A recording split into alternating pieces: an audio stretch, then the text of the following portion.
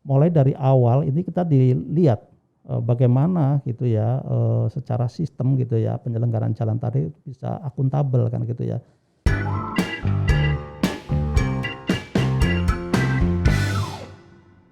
Halo Sobat Bina Marga, kembali lagi pada program Bincang Jalan dan Jembatan Direktorat Jenderal Bina Marga, Kementerian Pekerjaan Umum dan Perumahan Rakyat. Bersama saya Wulandari Wurjanti, dalam episode kali ini kita akan membahas seputar program penyusunan anggaran bersama Direktur Sistem dan Strategi Penyelenggaraan Jalan dan Jembatan atau biasa disingkat SSPJJ, Bapak Insinyur Miftahul Munir MT. Pastinya banyak nih Sobat Bina Marga yang ingin mengetahui bagaimana proses penyusunan anggaran suatu proyek jalan dan jembatan. Selamat datang kembali Bapak. Terima Pastinya kasih, banyak saya nih ya. masih diundang lagi nih. Iya. Pastinya banyak Ya, Sobat Bina Marga nih yang ingin ya. mengetahui bagaimana proses penyusunan anggaran suatu proyek jalan dan jembatan. Nah, nanti kita bincang-bincang nih ya sekarang. Tapi saya mau tanya dulu nih sama Pak Munir. Pak Munir kan nih akhir tahun nih ya Pak ya. Ya. Lagi sibuk apa Pak di lantai 5 Ditjen Bina Marga Direktorat SSPJJ? Ya, memang di lantai 5 itu hampir tidak sepi ya. Jadi selalu sibuk lah. Karena memang kita kan harus melayani teman-teman di balai ya. Lembur terus ya Pak ya? Lembur terus ya, ada 200 lebih satker, baik yang di satker pusat, satker di teman-teman di Bandung di Pintek maupun yang terutama satker-satker yang di balai ya. Mereka juga mulai dari nyusun DIPA sampai juga melakukan revisi ya. Jadi terus terang di akhir tahun anggaran gini memang tugas kita juga seperti hasil midterm review yang dipimpin Pak Menteri waktu itu ya, kita memang saat ini lagi fokus untuk memastikan serapan anggaran gitu ya, prognosis kita ya dengan target yang sekitar 98%. Memang di situ kita harus sisir satu persatu gitu ya kegiatan gitu ya, termasuk di unit-unit di PPK, di Satker untuk memastikan bahwa alokasi anggaran tadi bisa dimanfaatkan gitu ya sesuai dengan target sasarannya gitu ya, baik itu yang dibiayai dengan dana rupiah murni gitu ya maupun yang dibiayai oleh dana syariah ya pinjaman dalam negeri SPSN dan terutama adalah dana-dana yang dibiayai oleh loan gitu ya. Apalagi seperti teman-teman ketahui ya, tahun ini memang cukup berat gitu ya di tengah pandemi Covid. Tapi rasanya teman-teman di lantai 5 ya tidak bisa kita istilahnya juga ya saya tidak berani juga bilang bahwa kita lebih ini ya, tapi memang karena tuntutan ya di tengah-tengah Covid kita juga masih harus istilahnya ngantor secara fisik gitu ya, karena memang dokumen-dokumen tadi rasanya agak sedikit sulit juga kalau kita lakukan dengan online ya, tapi dengan protokol yang memang sangat ketat itu ya kita lakukan. Kita juga mempersiapkan untuk program 2022. Seperti itu Mbak Bella. Baik Pak, nah itu berhubungan banget sama apa yang mau kita bahas saat ini ya Pak ya. Nah banyak banget nih Pak Sobat Bina Marga di luar mau tahu bagaimana sih caranya penyusunan anggaran untuk penyelenggaraan jalan di Indonesia. Apalagi dengan masifnya pembangunan infrastruktur nih Pak, walaupun masih Covid tapi tetap aja ya Pak ya. Nah bagaimana menetapkan yang mana program prioritasnya? Ya kita tadi saya cerita ya penyelenggaraan jalan ya, kita ada dua yang sifatnya pembangunan dan yang sifatnya preservasi ya. Kalau yang sifatnya preservasi itu memang terhadap aset existing ya, yang ada 47.017 kilo itu ya. Itu yang harus kita pelihara. Tadi di awal juga saya sudah sebutkan target-targetnya ya, baik itu jembatan yang kurang lebih totalnya 510.000 meter maupun jalan yang 47.017. Prioritas atau penanganan yang untuk preservasi teman-teman sudah kenal ya sistem IRMS kita, yang jembatan juga ada BMS tadi di awal saya sudah sebutkan. Jadi terus terang ya kalau kita berapa kali ya kita diskusikan dengan teman-teman di KPK, yang paling kritis itu adalah pada saat pemrograman. Jadi itu ada istilah di mereka korupsi itu dimulai dari perencanaan, dari pemrograman. Jadi mulai dari awal ini kita dilihat bagaimana gitu ya secara sistem gitu ya penyelenggaraan jalan tadi bisa akuntabel kan gitu ya. Jadi kita punya namanya sistem IRMS ya yang saat ini dikembangkan dibantu oleh teman-teman di mana Kiat gitu ya dari bantuan dukungan dari Australia kita kembangkan. Jadi di situ sistem itu bisa menjawab kebutuhan jalan di lapangan yang 47.000 tadi ya. Di lapangan memang kondisinya tidak semuanya sama. Ada yang rusak berat, ada yang rusak ringan gitu ya, ada yang kondisinya baik gitu ya. Pada saat posisi itu bagaimana kita menaruh alokasi anggaran di masing-masing ruas kan gitu ya. Itu kita punya satu sistem di situ sehingga kita tidak subjektif. Kalau kondisi rusak berat harusnya direkonstruksi. Kondisi baik kita rutin, jangan sampai nanti jalan yang belum rusak kita alokasikan anggaran untuk penanganan, yang rusak malah tidak kita tangani. Itu juga sama yang untuk BMS ya.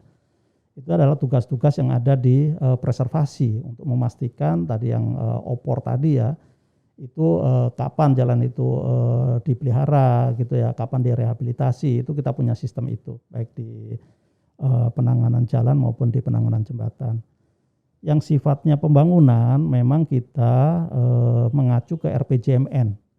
Jadi RPJMN 2020-2024 itu ya, itu ada perpresnya, kalau nggak salah perpres 18 gitu ya.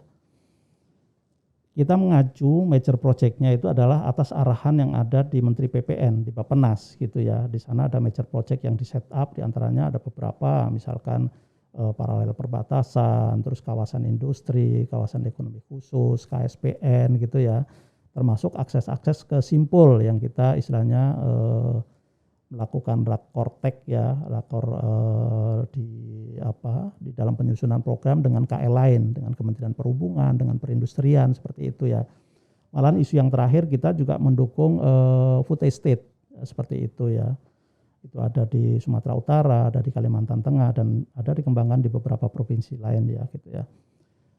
Sifatnya adalah sifatnya pembangunan, jadi memang diawali dari musrenbang gitu ya, terus kemudian nanti pada saat arahan program tadi itu apakah kita laksanakan atau tidak, itu berdasarkan trilateral meeting dengan Bappenas. Jadi kita di KL, Bina Marga, nanti bersama-sama dengan Bappenas dan bersama Menteri Keuangan, kita lihat alokasi anggarannya bagaimana. Di situ target-target output kita ditetapkan gitu ya. Tadi terkait juga sinkronisasi dengan opor ya. Itu tadi ya arahan Pak Menteri, kita tidak begitu saja begitu ada major project terus kemudian kita harus tangani ya gitu ya. Kita harus melihat secara fungsionalisasinya, optimalisasinya gitu ya, termasuk readiness kriterianya. Jadi yang utama adalah jalan-jalan yang existing harus kita pelihara untuk tetap berfungsi, dan yang kedua pembangunan tadi dipastikan gitu ya di akhir 2024 itu bisa difungsikan seperti itu, Mbak. Jadi semua ditetapkan tidak secara subjektif ya Pak ya. Jadi Ditjen Bina Marga itu memiliki sistem untuk preservasi jalan, lalu ada di IRMS ya Pak ya namanya, sama ada BMS untuk Bridge Management System. Dan untuk pembangunannya tadi Ditjen Bina Marga juga berkolaborasi dengan Bappenas dan Kementerian Keuangan. Jadi dilihat juga readiness kriterianya dan lain sebagainya ya Pak ya. Nah, bila bicara tentang program dan anggaran, erat hubungannya dengan capaian kinerja Pak. Nah, bagaimana nih rencana penyerapan penyelenggaraan jalan dan jembatan Ditjen Bina Marga di akhir tahun 2021 ini Pak? Ya, memang di 2021 ini ya, ini memang pada saat penyusunan program ya, kita juga istilahnya banyak dinamikanya ya. Mungkin teman-teman juga ikuti ya, Sobat Bina Marga, kita tahun ini tuh ada melakukan relaksasi atau optimasi anggaran ya, hampir 4 kali kita ada penghematan gitu ya. Di awal dulu ya masih kira-kira bulan Januari Februari seingat saya ya, DIPA turun belum sempat kita pakai kita sudah langsung dipotong kalau nggak salah sekitar 17 triliun gitu ya. Itu sampai 4 kali kita di pemotongan anggaran. Pada posisi ini juga kita ditugasi untuk membangun presiden gitu ya, dan itu diterjemahkan oleh Pak Menteri bagaimana kita ya, negara kita ya, untuk istilahnya berpikir out of the box gitu ya. Jadi pada saat pandemi kita terus tidak begitu menyerah begitu saja gitu ya, tapi kita mempersiapkan pada saat nanti pandemi berakhir apa yang harus kita lakukan gitu ya. Program-program yang menjadi dukungan atau direktif dari Presiden diantaranya kita mempersiapkan KIT ya, kawasan industri terpadu ya, itu di Batang gitu ya. Jadi harapannya pada saat industri nanti pulih gitu ya, kita udah siap infrastruktur kita ya, dukungan ke kawasan industri Batang. Terus kemudian untuk istilahnya sustain di pangan gitu ya, kita juga mempersiapkan food estate gitu ya.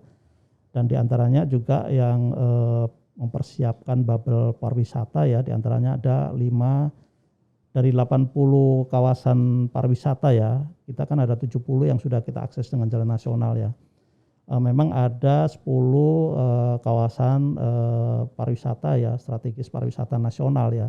Tapi Pak Menteri sendiri fokus di 5 KSPN, yaitu diantaranya di Toba, di Borobudur, kemudian Bromo Tengger Semeru gitu ya.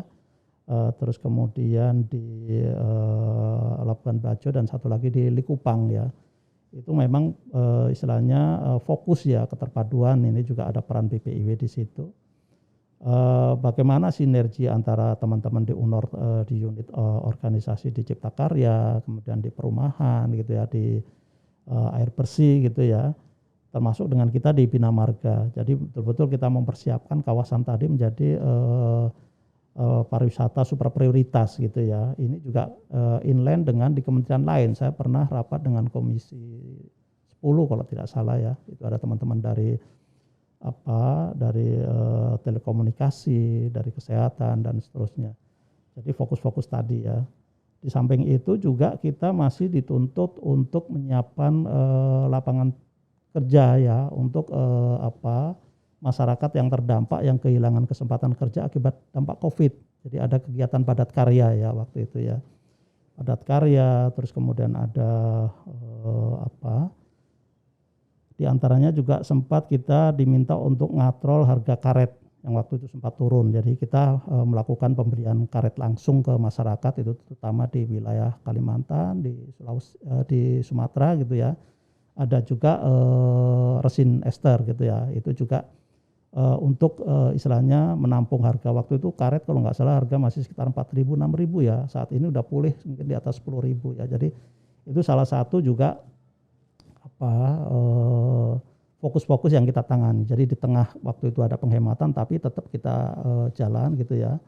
Jadi pada saat midterm review memang itu Pak Menteri juga fokus mengevaluasi program-program yang kira-kira diperkirakan itu tidak begitu efektif itu ya, itu terus kemudian di-delete dari usulan program, digantikan dengan program yang lebih bisa ada manfaatnya ya. Jadi kita targetkan memang serapan anggaran kita di sekitar angka 98% ya. Kemarin pada saat rapat dengan Pak Sekjen, angka fisik kita udah cukup bagus ya. Kita juga gencar untuk memastikan bahwa alokasi anggaran untuk yang dibiayai sumber dana luar negeri ya, baik itu oleh pemerintah Cina melalui Exim Bank gitu ya, terus kemudian juga ada Islamic Development Bank yang untuk TRSS yang di Trans South di selatan Jawa Tengah, Jogja dan Jawa Timur gitu ya.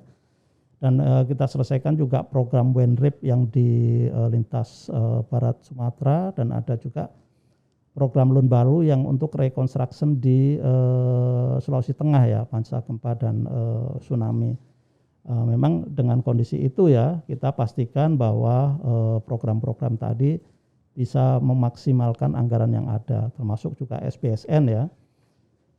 Kita punya strategi, salah satunya mungkin teman-teman juga ingat ya, pada saat kita penghematan tahap pertama gitu ya, saya ngambil satu langkah terobosan, alokasi anggaran yang rupiah murni multies yang sudah kita set up, uangnya kita relakan untuk dipotong oleh Kementerian Keuangan. Tapi saya melihat bahwa di situ kita punya potensi ada sisa dana SPSN yang tidak termanfaatkan. Jadi Pak Dirjen kita usulkan ke Bappenas dan Menteri Keuangan, akhirnya disetujui, sehingga akhirnya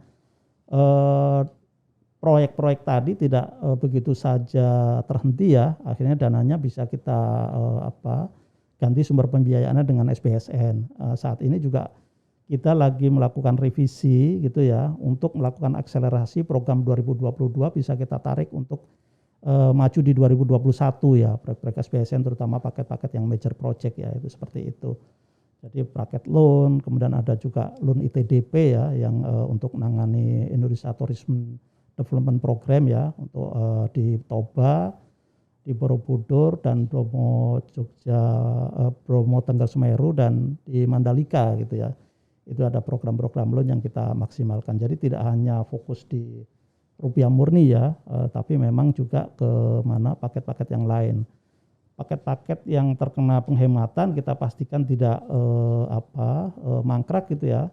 Kita rolling plan-nya kita perpanjang yang semula single years menjadi multi years sampai 2022, Dengan harapan proyeknya nanti selesai, kita bayarkan nanti di 2022. Jadi itu mungkin salah satu strategi untuk memastikan ya program di 2021 dan fokus-fokus arahan pimpinan dan target-target Renstra tadi tetap akan bisa kita laksanakan. Karena kondisi COVID juga ya, tapi kita kena optimalisasi tapi ya Pak ya. Nah, Direktorat SSPJJ kayaknya lagi sibuk banget nih, karena harus putar otak gimana untuk mengalihkan paket yang tadi kena pemotongan supaya tetap bisa berjalan ya Pak ya. Baiklah, kalau begitu, nah untuk dokumen perencanaan dalam kurun waktu tertentu, biasanya kan sebut namanya Renstra ya Pak ya, rencana strategis. Nah, sekarang ini kita berada di kurun waktu yang Renstra 2020-2024 ya Pak. Nah, target penyelenggaraan jalan nasionalnya oleh Bina Marga mengenai Renstra 2020-2024 gimana Pak? Renstra kita 2020 sampai 2024 diantaranya adalah kita melakukan pemeliharaan jalan gitu ya yang ada, dan kita juga harus membangun gitu ya. Jadi secara kinerja kita punya indikator kinerja utama, dan kita juga punya indikator kinerja program ya. Jadi capaian-capaian kita akan diukur di sana gitu ya. Jadi yang paling utama ya, yang indikator kinerja utama ini adalah merupakan sasaran strategis yang menjadi indikator kinerjanya Bina Marga. Itu diukur ya ini untuk meningkatnya konektivitas jaringan jalan nasional. Jadi ukurannya adalah waktu tempuh. Waktu tempuh itu saat ini di 2020 kisarannya pada saat awal Renstra 2,21 jam per 100 km. Nanti di akhir Renstra di 2024 kita harapkan itu mencapai 1,9 jam per 100 km.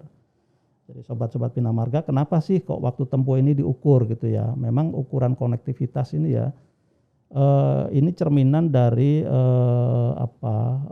logistik. Jadi kalau kita bicarakan adalah transport cost. Jadi semakin cepat ya dengan jarak tempuh yang dengan panjang jalan yang sama gitu ya, semakin cepat ditempuh itu tentunya secara performan gitu itu akan kondisinya menjadi baik. Nanti larinya ke masalah penurunan harga gitu ya itu. Jadi mungkin ke logistik performance index kita lah gitu ya. Jadi kalau misalkan 2,2 itu kan dalam 100 km per 2,2 jam itu mungkin kecepatan kita mungkin sekitar 40-an something gitu ya. Nanti di akhir Renstra itu mungkin kecepatannya bisa menjadi sekitar 50-an kiloan lebih gitu ya. Jadi istilahnya kita lebih kompetitif ya. Jadi harga-harga yang semula mungkin harga-harga di kita kalah ya dengan harga-harga barang-barang yang sifatnya impor gitu ya. Kemudian di dalam kinerja pelayanan jalan nasional kita punya tingkat aksesibilitas, kemudian juga ada rating kondisi dan rating keselamatan. Ini angka-angka tadi itu mencerminkan bagaimana keterhubungan antara jalan-jalan kita dengan pusat-pusat kawasan ya, pusat-pusat kawasan yang tadi sifatnya adalah untuk membangun.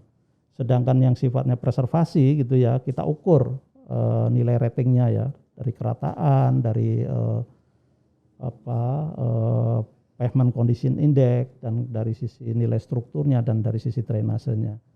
Begitu juga rating keselamatan, kita tidak hanya membangun tapi juga dari sisi safety juga kita sampaikan. Jadi ini adalah angka-angka yang tadi di target Renstra, kita ada besarannya yang bisa dilihat di Renstra teman-teman sobat Bina Marga.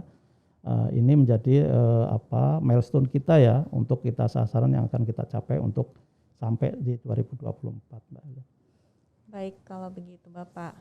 Terima kasih Bapak atas informasinya terkait program dan anggaran. Tapi Pak sebelum kita tutup acara, kami ada pertanyaan yang lebih fun nih Pak. Ya. Bapak jawab secara cepat dan sebutkan alasannya kenapa Bapak pilih itu. Yang pertama ya Pak ya, siap Pak. Yang pertama, lebih suka baca koran atau nonton berita? Yang cepet Pak. Saya terus terang ya, tidak terlalu suka baca berita gitu ya. Oh ya. Baca koran nggak terlalu suka. Saya lebih suka memang dengan era yang sekarang ya, era gadget ini ya lebih suka ya istilahnya nonton berita gitu ya. Nonton berita ya Pak ya. Nonton berita ya, itu bisa anytime dimanapun lah ya. Kita pegang iPad, kita pegang HP, atau mungkin kita di sela-sela perjalanan kita melihat TV gitu ya.